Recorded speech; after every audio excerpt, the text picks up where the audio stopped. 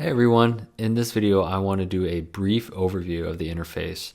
I'll go into more detail of what everything does in each of these panels or windows, but for now I'm just going to keep it pretty simple and basic and just the main functions, right?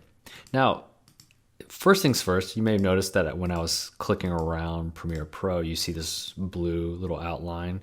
This is a great visual aid to let you know what you have selected. It does a little bit more than that, especially when you're understanding how to do some keybinds and hotkeys. It'll matter what you have selected. So I just wanted to tell you that so that you're sort of hyper aware of what you have selected.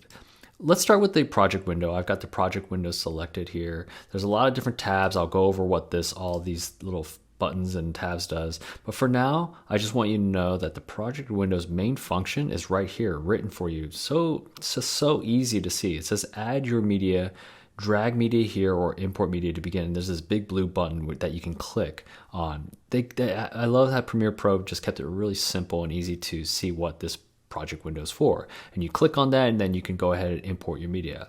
The other main function I do want to go over of what the project window does is the ability to organize your footage.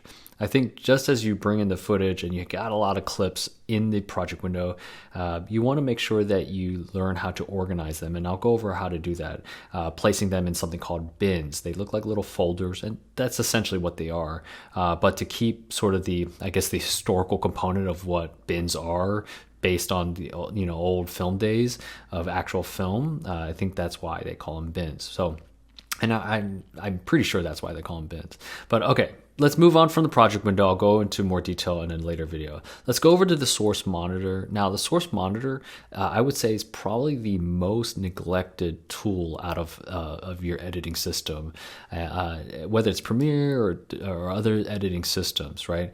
The source monitor, its main function really is to just preview your raw clips, your uncut clips, and you could throw them in here and you could just watch it. Now, there are really important tools in the source monitor that I'll teach you how to use.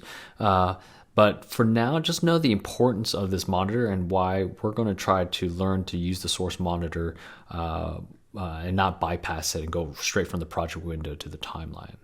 Next, I'd like to talk about the timeline. This is where the magic happens. This is where you're going to edit and put clips down here. You move around clips, you lift it, you extract it. This is where you are telling your story and you're going to put all the pieces together. Next is the program monitor. Now, the program monitor is a preview of your timeline. So whatever you have cut here, you're going to be able to see it in the program, and it's live tied to the timeline. What I mean by that is it's one-to-one. Wherever you see your cut and your edit on the timeline, you'll be able to see it right there instantaneously on the program. So these are live tied together. What you see in the timeline, you're going to see in the program monitor.